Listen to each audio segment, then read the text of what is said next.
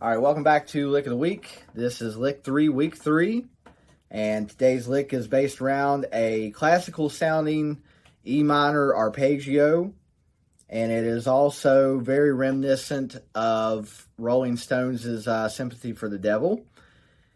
And it kind of combines the classical or neoclassical and the blues realms.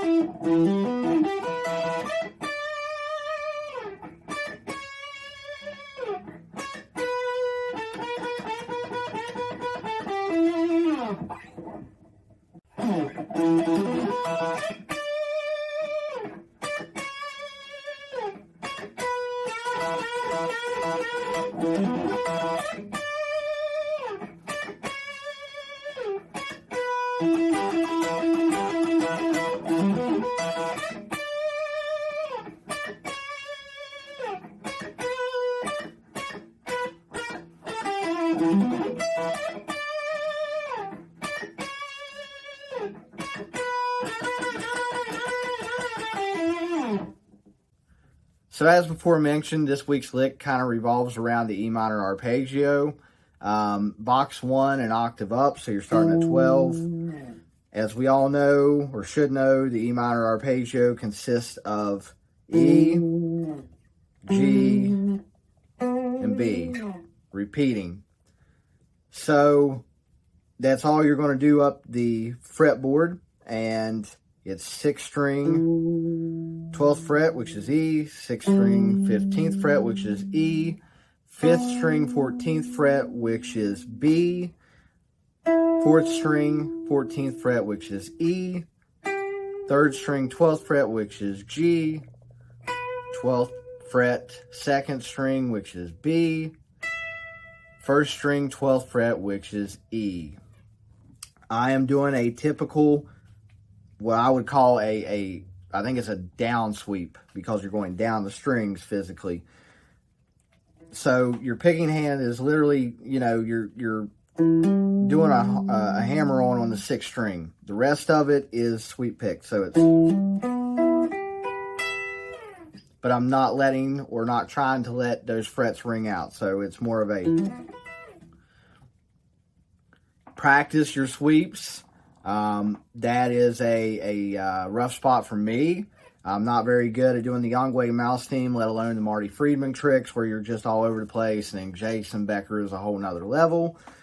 This is a nice way to introduce yourselves to them and also still keep it on a bluesy end, which I think for me is necessary. That's how I'll put it. And I think it diversifies your licks a little bit in your taste. It can bounce back and forth for you. So at that point, like I said, I sweep pick and I switch over to an all down pick format.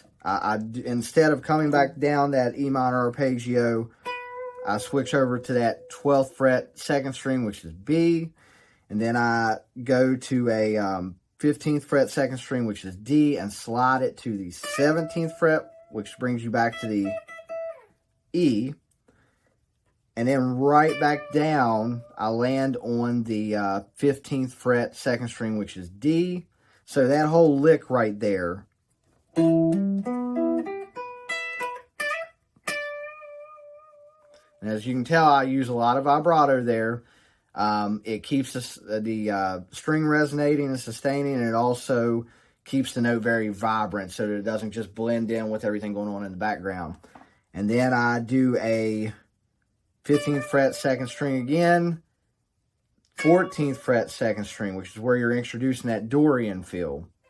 And then from there, I do a 14th to a 12th fret 2nd string. So from C sharp to B.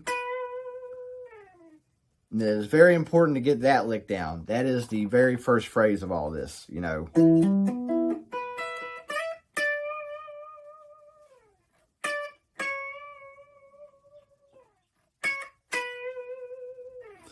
Play around with it, get it comfortable, especially the sweep picking part.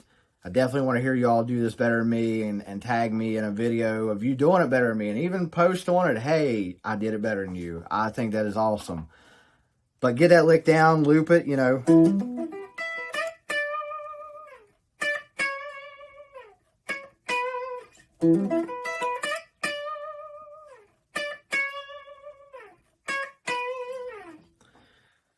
So that completes what I would call lick 1, 3, 5, and 7.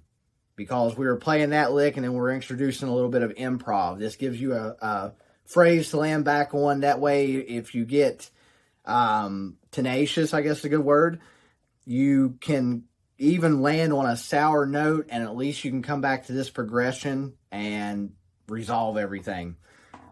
The licks I use in between is a very simple blues unison bend, and if you've not practiced unison bends, now is an absolutely excellent time. What separates good and great guitarists, in my opinion, is their ability to use vibrato and bend. That's my own personal opinion.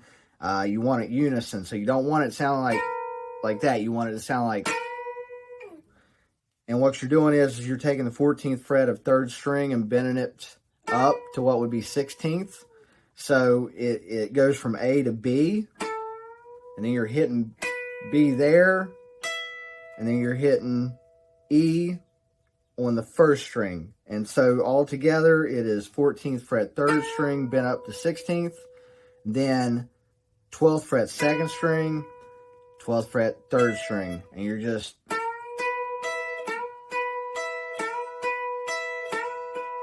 But if you notice, I release the bend, and then strike it again. That's why you need to practice the unison, I guess, of the note.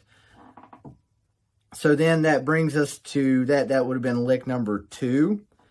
And you can practice that all day.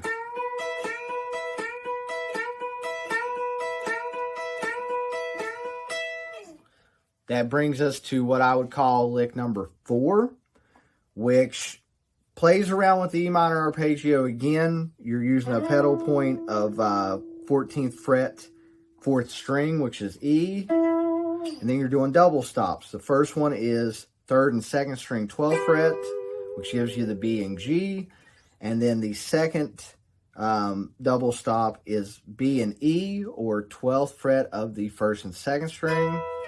So to show it, it's... And you'll also notice you can lick... Yeah, wow, what a tongue twister. I'm going to leave that in there. You can loop that lick.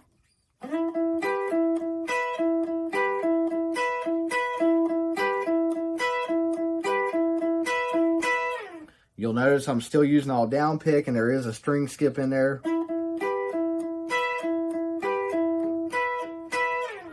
But again, loop it, get it down comfortably. The third lick is a walk down of the hybrid scale that we've created. And so 15th fret 2nd string, 14th fret 2nd string, 12th fret 2nd string, which is D, C sharp, B. Then 15th fret 3rd string, which could be A sharp or B flat. 14th fret 3rd string, which is A. And then 12th fret 3rd string, which is G. And then 14th fret 4th string, which is E. I do not let any of these ring out. As soon as I hit it, I am not only releasing my finger, but I'm also covering with this hand, so it's...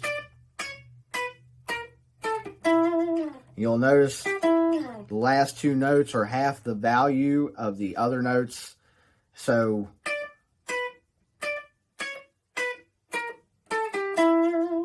And again, loop it.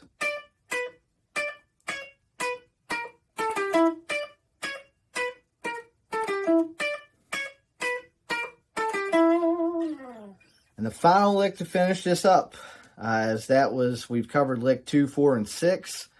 Lick number 8 is you strike as it's bending a 14th fret 3rd string. So you're bending A up as you strike it. You're bringing it to B, or 16th fret, and picking it twice. Yet again, all down picks.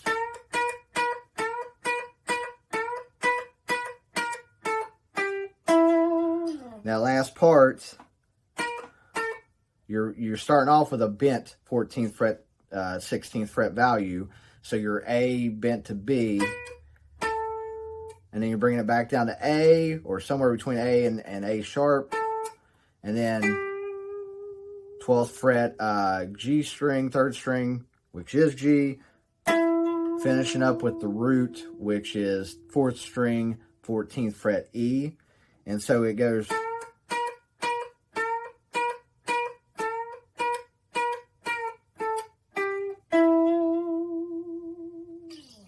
That completes the lick. With that, I do want to mention also that you can go a lot of places with this lick. As I mentioned, it's a great one to use whenever you're definitely improvising, because you can make something sound completely raunchy, and somebody may be like, yeah, what a note choice. Maybe you're like, yeah, what a note choice. But it gives you a lick to come back to and phrase, and gives you time to think of your next improv piece. So, in essence, I'd almost call it a pedal lick, because you're able to return to that, then do your thing, and even if you mess up and you fall off the safety net, you're back at this. So to give you something to build onto, I will play it through a few times and let you hear just an ad lib or an improv of the mainly that hybrid scale, that E minor pentatonic blues / Dorian.